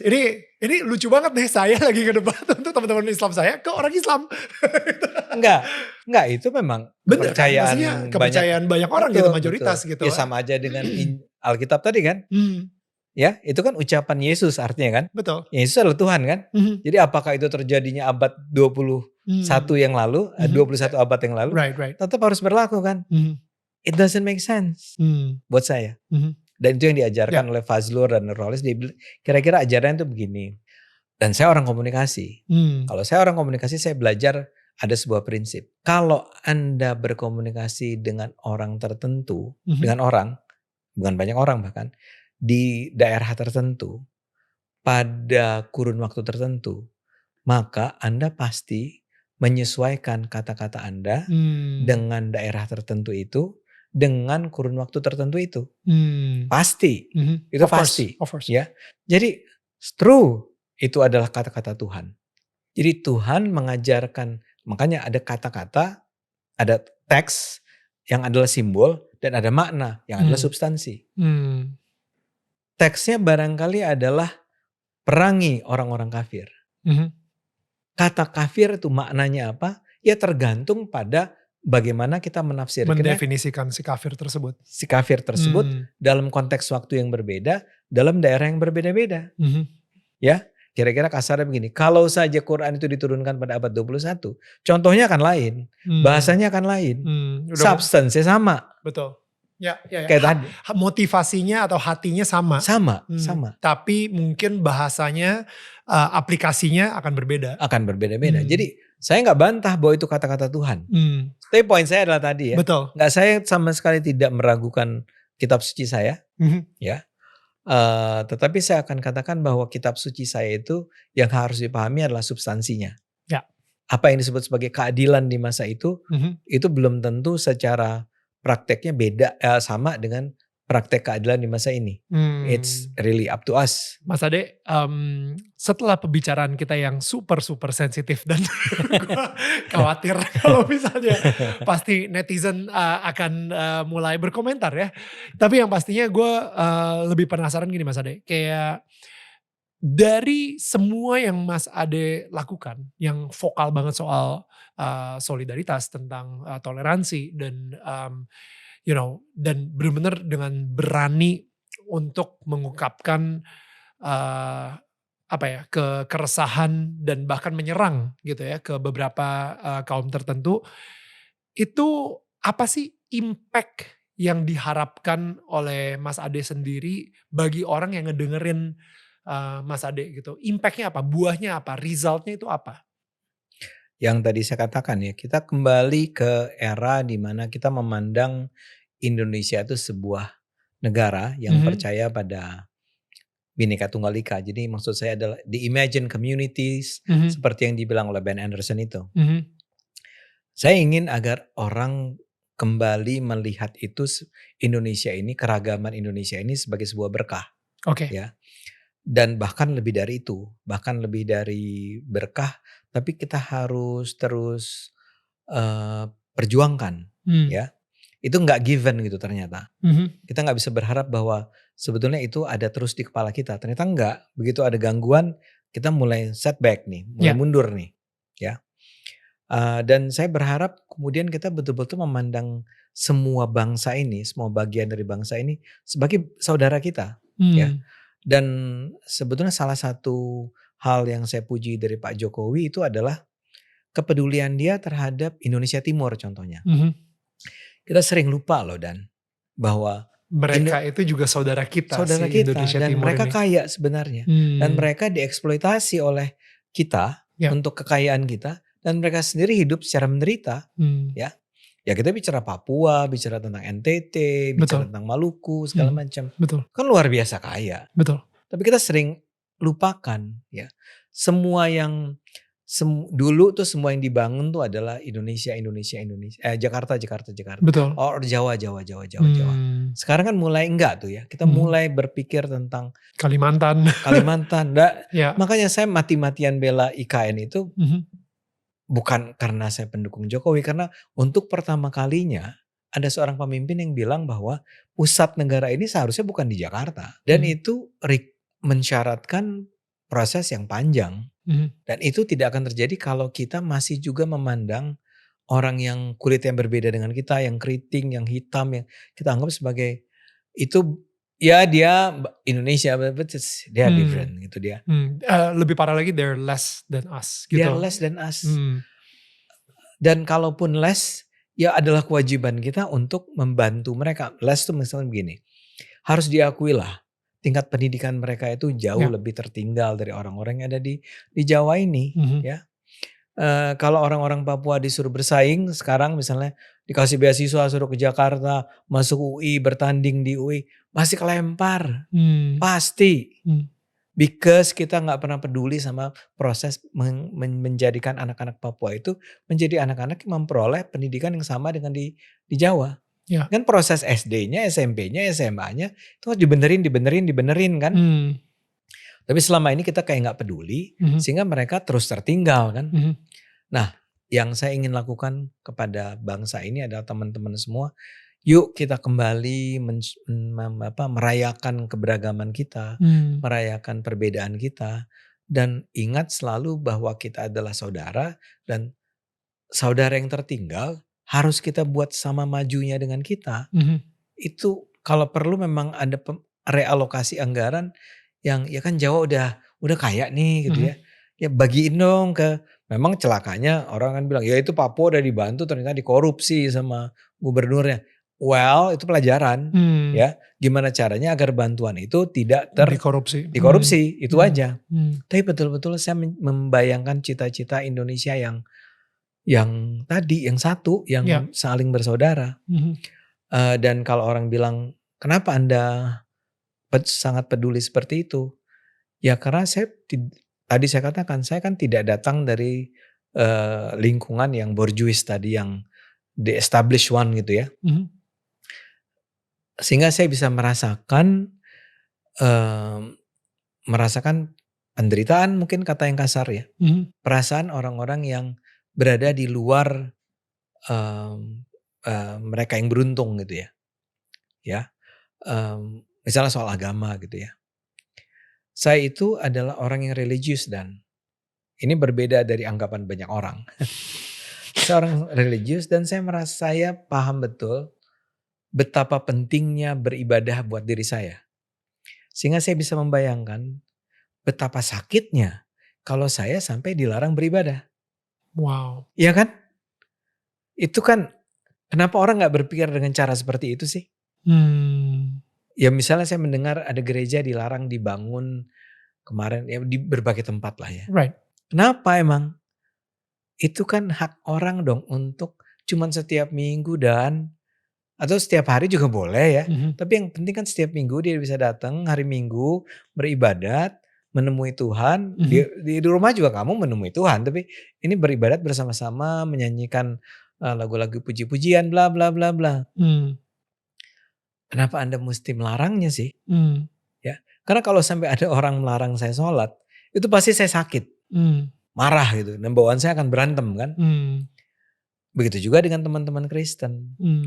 Orang-orang Tionghoa kenapa sih harus dihina-hina gitu ya. Lagi lewat, Anda are you Chinese? Ya. Saya gak tahu Anda merasakannya gak dulu ketika Untungnya enggak. Karena Anda tinggal di daerah yang ya kebanyakan Chinese, mayoritas Chinese. Itu beruntung sekali loh. Karena gini, saya gak tahu wajah saya kayak Chinese gak? Ya mirip-mirip. Nah waktu saya kecil itu lebih kentara lagi. Ke-Chinesean saya. Oke. Sehingga orang selalu bilang, saya di keluarga selalu bilang, kayaknya nenek kita Cina deh. Ada bukannya moyang gitu ya. Dan di Sumatera sebenarnya biasa sih kan karena ada pengaruh Cinanya kan. Saya tuh merasakan dipanggil Cina, cek. Wow. Saya 2 kali itu melihat kerusuhan rasial terhadap 3 sebetulnya dengan 98 ya. Tapi 98 kan lebih politik dah ya. But still it's racial injustice. Ya. Pertama saya pernah di Malaysia. Ya. Di Malaysia itu ada kerusuhan rasial. Wow. Tahun 68 if I'm not mistaken. Oke. Ya. Betul, diserang orang Tionghoa. Orang Chinese ya, wow. Dan kita orang Indonesia yang di Malaysia tuh harus nggak boleh keluar rumah, harus segala macam. Jadi itu ketika saya masih kecil, bahkan sebelum saya sekolah kalau nggak salah. Jadi melihat kenapa ya? Itu udah ada tuh di kepala saya. Ada persoalan apa sih dengan orang Cina ini? Pulang ke Indonesia, di Bandung mengalami lagi. Pernah ada kerusuhan rasial 69 kalau nggak salah. Juga kerusuhan rasial. Terus tahun 98 lagi kan kerusuhan rasial. Hidup saya juga begitu kan. Saya jalan diteriakin gitu, engkau cek gitu ya. Terus saya merasa gini, saya tuh nggak Cina. Diteriakin gitu saya tinggal bilang, gue nggak Cina. Ya. Tapi rasanya gimana kalau lo Cina gitu loh. Di bayangan saya tuh. Ini kan jahat banget. Ya. Jadi ada perasaan bahwa, terus saya punya teman yang Cina-Cina yang baik. Ya. Kenapa harus dimusuhin nih orang-orang Tionghoa ini? Sampai akhirnya orang nggak boleh bilang kata Cina diganti dengan Tionghoa. Ya. Ya kan? Buat saya tuh it's silly. It's silly, right? It's silly. Ya. Setuju saya. Saya juga merasa it's silly. Ya. Kenapa? Sampai sekarang apa sih namanya istilahnya Cindo. Cindo. Ya. Tapi itu asik gak sih Cindo? Iya, saya I don't care. Tapi itu ya, mungkin saya sendiri juga gak pernah ngerasa di-harass karena saya relax banget about this gitu. Ya gue Chinese ya udahlah, gue dibicarain sipit ya udahlah, emang mata gue sipit gitu. Tapi ya mungkin itu mekanisme Anda dan ya, tapi gak semua orang survive. Gak setiap orang kan. Iya. Tapi maksud saya ada orang-orang yang karena kamu Cina, kamu tuh bisa dibakar warung kamu gitu kan. Tapi kalau kamu tinggalnya di Glodok, bisa dibakar tokonya. Bisa dibakar kan tokonya. Poin saya itu adalah, saya gak pengen Indonesia itu tiba pada atau terus berada pada posisi seperti itu. Saya paling marah tuh ngedengar orang yang ngomong tentang pribumi. Makanya ketika ada seorang pejabat yang ngomong, ini adalah era kemenangan pribumi. I hate that. Maksud lo apa pribumi? Saya bisa sebut teman-teman Cina saya yang jauh lebih pribumi dari kamu gitu. Wow. Iya kan, ya misalnya sekarang saya ketemu Anda dan saya akan bilang Daniel Mananta it's a Indonesian Chinese yang sangat Indonesia. Saya sempat ditanyain actually kayak Neil, anak lo seberapa, pas itu kalau gak salah lagi Chinese New Year, ditanyain sama salah satu media gitu, media yang anak kekinian banget gitu. Dan habis itu dia nanya, Neil, lu ngajarin anak-anak lu budaya Chinese gak? Enggak. Anak-anak lu bisa bahasa Mandarin? Gak bisa gitu. Lu takut gak kalau misalnya budaya Chinese itu berhenti di generasi lu? Enggak. Kenapa gak takut? Karena masih ada miliaran orang Cina di luar sana. Di negeri Tionghoa, Tiongkok gitu ya, yang akan terus, gak mungkin punah bro di generasi gue gitu kan. Dan kalaupun ini kan tinggal datang ke sana ya. Iya, tinggal ke situ aja udah sekolah gitu anak gue. Gue justru lebih bangga ketika anak-anak gue tahu tentang budaya Indonesia karena gue gedenya di Indonesia. Persis. Dan ketika anak gue umur 7 tahun gitu ya, kemarin kita lagi diundang ke Istana Berbatik dan kita lagi nyari batik gitu ya. Gue kaget banget, anak gue yang umur 7 tahun, si Noam, bilang, Daddy, that's parang. Parang. Exactly. That's kawung. Dia lagi ngeliat batiknya. Oh, I know this. Ini Mega Mendung gitu. Wow. Itu gue bangga banget. Gak tau kenapa gue jauh lebih bangga gitu. Dia umur berapa? 7 tahun. Diajarin sama sekolahnya gitu. Sekolahnya? Exactly. Jadi exactly. Dan gue jauh lebih bangga ketika mereka lebih mengenal budaya Indonesia daripada gue gitu. So itu sih karena ya balik lagi ya mungkin again ini adalah impact positif dari Orde Baru Soeharto yang akhirnya kita jadi tidak ada segregasi antara Chinese, antara semua dari suku-suku yang lain gitu, dari Ambon, dari Batak, dari Maluku dan lain-lain, kita semua jadi satu Indonesia. Seharusnya. Exactly. Seharusnya seperti jadi itu. Jadi kalau idaman saya itu adalah begitu. Cita-cita saya adalah saya ingin bangsa ini, orang-orang yang nonton video kita nih gitu ya. Ya kalau dia udah nonton dan dia udah punya perasaan ini, please sebarin itu. Iya, Semangat tapi itu. caranya bukan kayak Orde Baru kali ya. Jadi ada yang Jangan dipaksa. ada yang nonjol dikit habis itu langsung dihilangkan gitu. Persis, saya itu sangat percaya pada ide, pada gagasan. Karena itu saya defend totally kebebasan berbicara. Jadi gimana caranya supaya yang udah mulai nonjol ini bisa setuju sama ide yang ingin kita tawarkan tersebut gitu? Saya tuh percaya pada kekuatan ide dan. Oke. Dan itu harus kita ulang-ulang. Jangan pernah capek melakukan ini. Anda itu. Jangan pernah capek bikin kaos-kaos damn I love Indonesia. Right. Perlu dipromosiin terus ya. Saya bikin podcast, bikin video, bikin monolog di mana saya mengatakan itu terus ya.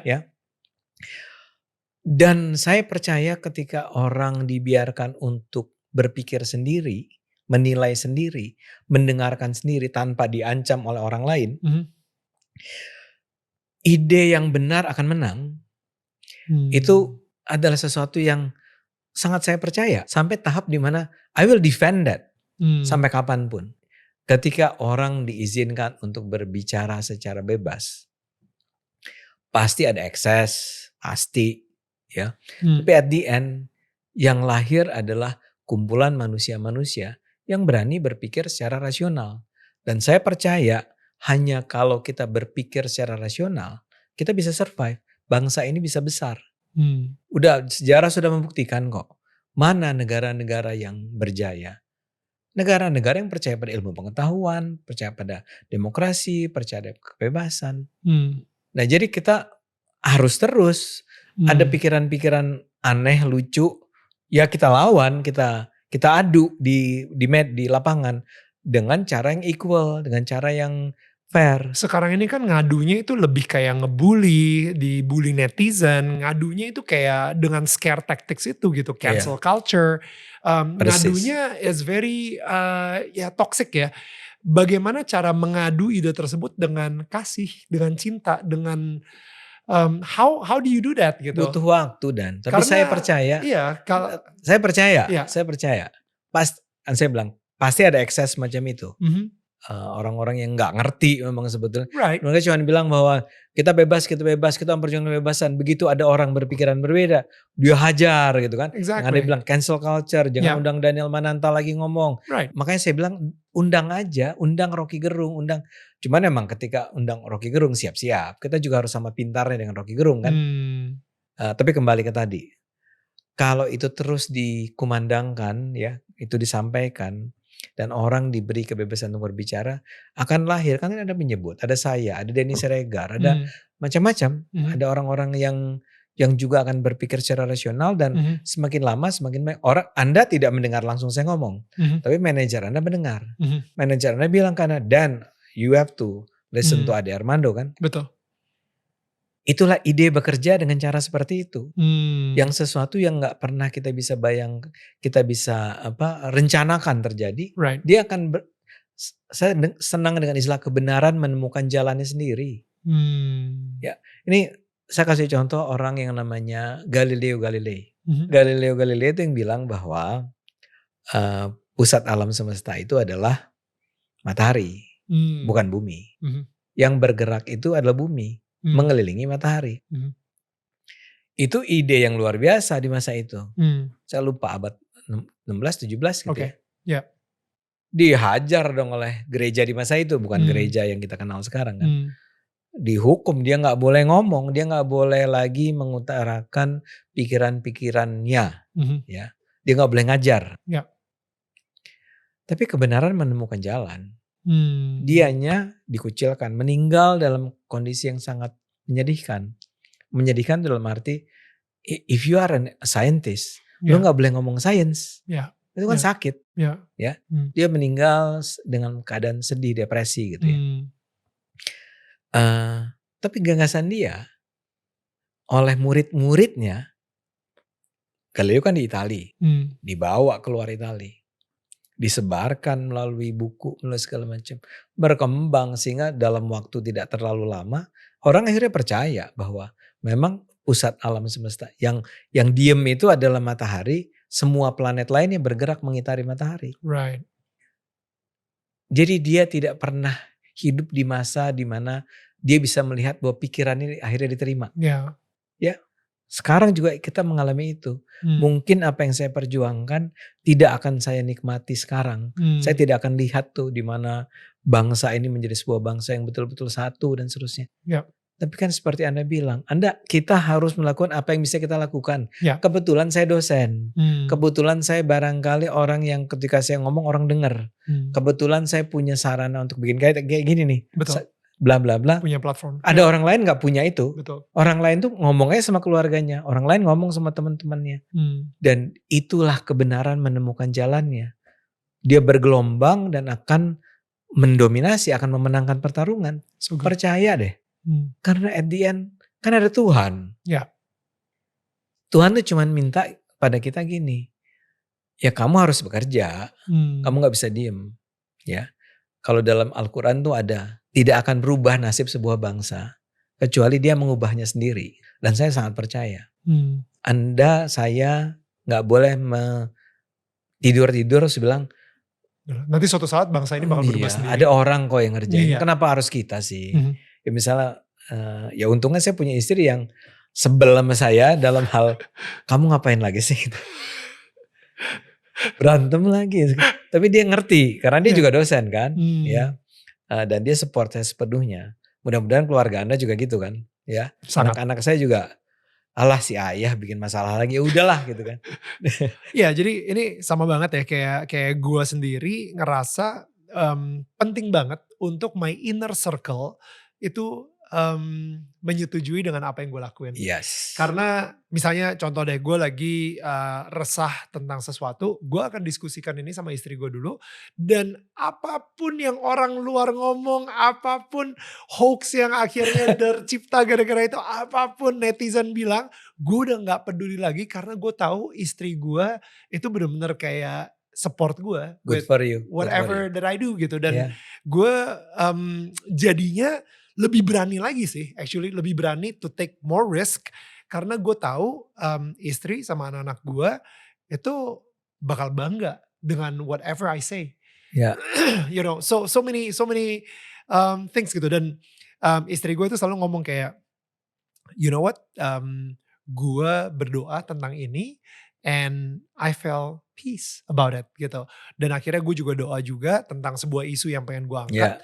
Dan gue juga felt peace about it. Ya udah, ketika gue ucapkan, wow, tidak ada satupun orang-orang netizen felt peace about it.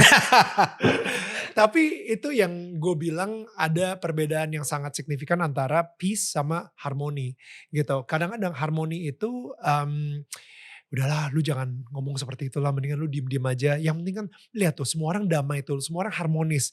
Tapi kalau itu sebuah fake harmoni atau harmoni yang palsu, yang kita saling takut untuk mengungkapkan cuma demi menjaga keharmonisan. Betul. Tapi sampai akhirnya tiba-tiba muncullah seorang yang apa ya, yang mungkin mengganggu keharmonisan tersebut. Akhirnya mereka langsung menyerang dan ternyata terungkaplah kalau misalnya selama ini keharmonisan yang kita bangun itu sebuah kepalsuan gitu, kepalsuan gitu. Betul. Ya bukan arti damai sesungguhnya. Ya contohnya tadi, ini saya nggak tahu Anda ngomong ini ketika masih di off atau udah di online ya. Anda kan bilang, Anda bilang gini, you're Chinese, ya. Anda disebut sipit gitu kan? Iya, di online, on air. On air kan? Anda terganggu gak? Anda bilang gak terganggu. Karena Anda sudah berdamai dengan diri Anda bahwa you are Chinese and you are sipit. So ya udah, gak ada persoalan dengan itu. Exactly. Padahal itu adalah sebuah ucapan yang sangat rasis. Cuma korban rasismenya itu menerima gitu ya. Semua orang mempunyai challenge masing-masing dan untungnya itu hanya sebuah distraction buat gue. Jangan sampai ini mengganggu apa yang sedang gue kerjakan, you know. Tapi itu tidak menutup kenyataan bahwa itu rasisme. Bahwa itu jahat. Untungnya Anda sebagai tanda petik victimnya itu berhasil mendamaikan itu dengan perasaan Anda. Right. Anda tidak menjadi depresi, Anda tidak dendam, Anda tidak marah. Karena boleh nggak Anda dendam dan marah? Boleh. It's your every right untuk melakukan itu. Dan mengatakan bahwa from now on, saya nggak akan punya hubungan apa-apa dengan si pribumi itu. Let me survive dengan cara saya sendiri. Itu kan bahaya. Ya, yang tadi Anda bilang, harmoni yang fake sebetulnya. Ada banyak gereja ditutup di Indonesia. Media massa ngangkat nggak? Enggak, Daniel. Itu yang paling menyedihkan adalah media massa yang seharusnya mengabarkan kepada publik apa yang sedang terjadi. Itu tidak mengangkatnya. Kenapa? Karena media akan berpikir dengan cara apa untungnya sih sama kita. Even bahkan ketika itu seorang pemretnya barangkali pemret yang juga Kristen. Udahlah, ini dicari cara untuk mendamaikan diri, untuk mengatakan ini bukan an issue.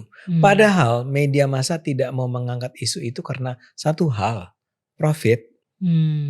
Tidak menguntungkan atau justru merugikan kalau Anda membela kaum minoritas.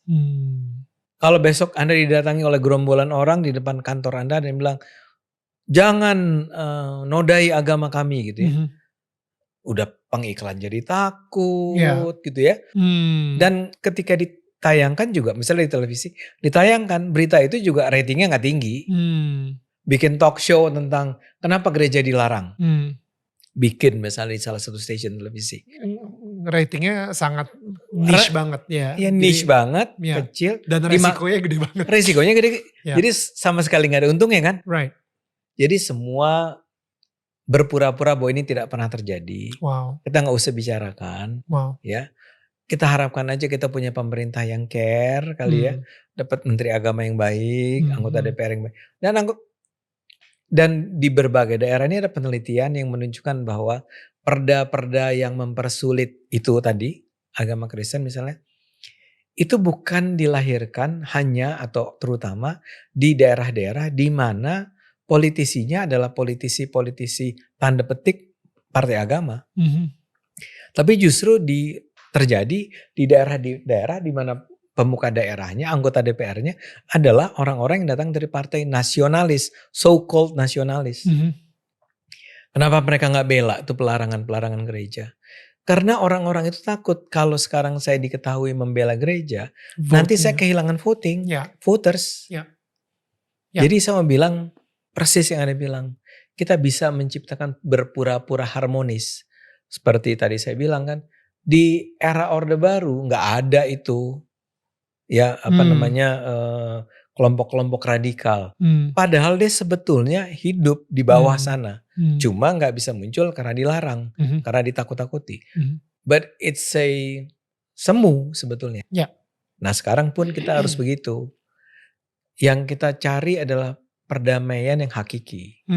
Peace yang sesungguhnya. Dan peace yang sesungguhnya itu hanya bisa terjadi kalau ada harmoni yang sesungguhnya. Bukan harmoni yang dibuat-buat yang the fake harmony. Dan the fake harmony. Saya ngerasa kemarin itu saya sempat dengar khotbah gitu dari di Amerika sih ya. Dia seorang pendeta gitu dan dia ngomongin soal the role of government. Ini menarik banget karena jarang banget gereja ngomongin soal government gitu. Nah, tapi dia ngomongin soal the role of government. Namanya Chris Vallotton. Dia bisa dilihat lah kalau misalnya di podcast atau apapun gitu didengerin. Tapi yang gue suka, dia bilang gini, the role of government itu hanya fokus bagaimana membuat penduduknya damai. Bukan mengconvert penduduknya menjadi agama tertentu. Persis. Karena banyak banget orang-orang yang beragama yang mungkin radikal gitu ya, mengharapkan pemerintahnya yang harus mengconvert dan membuat sebuah kotanya itu atau sebuah negaranya itu menjadi agama tertentu. Dan pas gue denger, dan ini di Amerika nih si Chris Vallotton ini gitu, dan gue ngerasa iya ya, sebenarnya tugas government adalah making sure kalau kita mempunyai pendapatan atau kita nggak hutang sama negara lain misalnya, membuat penduduknya sendiri juga melindungi penduduknya dari kemiskinan, melindungi penduduknya dari serangan atau penjajahan dari negara lain. Betul. Itu secara ekonominya sehat, orang-orangnya bahagia karena mereka merasa terproteksi dan tingkat kemiskinannya semakin mengecil, pekerjaan semakin naik, dan itu adalah tugas government sesungguhnya, bukan membuat aturan-aturan yang malah membuat orang-orang tuh menjadi mempunyai agama tertentu lah, kayak gitu misalnya. Dan ini dia di Amerika, dia bilang kayak no, seorang government, dan dia benci banget ketika ada seseorang yang bilang, oh iya kemarin gue baru aja ketemu sama pejabat ini, dia orang Kristen. Dan gue bilang, apa yang sudah engkau lakukan untuk Yesus? Dia yang kayak, ya dia gak perlu ngelakuin apa-apa karena dia adalah seorang politisi dan dia bukan seorang pastor. Udah deh. Dia bilang kayak gitu kan. And I'm like, iya make sense juga gitu. Yeah. Tugas dia sebagai seorang politisi adalah making sure that penduduknya ngerasa aman gitu. Betul. Dan ketika dia bicara penduduk, dia gak bicara tentang orang yang akan memilih atau sudah memilih dia untuk duduk di posisi itu. Dia harus men-serve rakyatnya. Ya. Itu yang menakutkan sekarang. Makanya salah satu tugas tambahan saya adalah menyuarakan itu, penolakan terhadap perda-perda, peraturan-peraturan yang bias pada kepentingan agama tertentu. Ini saya nggak bicara cuma Islam ya, Kristen juga begitu ya, atau agama lain. Tapi kan memang yang besar Islam dan Kristen. Kalian itu dipilih untuk men-serve, untuk melayani seluruh rakyat. Make sure bahwa rakyat kalian itu terjamin hak-haknya. Untuk yang tadi Anda bilang ya, bahkan sampai hak kesehatan kan, sekolah, edukasi, hak sekolah, edukasi, macam-macam, termasuk hak beribadahnya.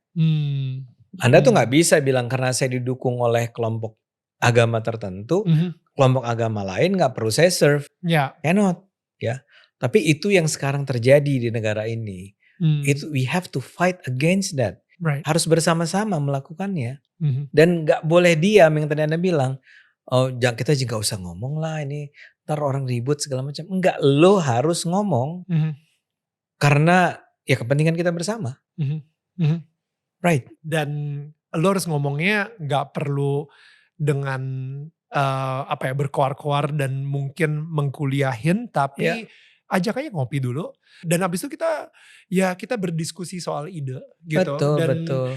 You know, it's okay untuk duduk sama orang yang benar-benar mempunyai polar opposite ideas.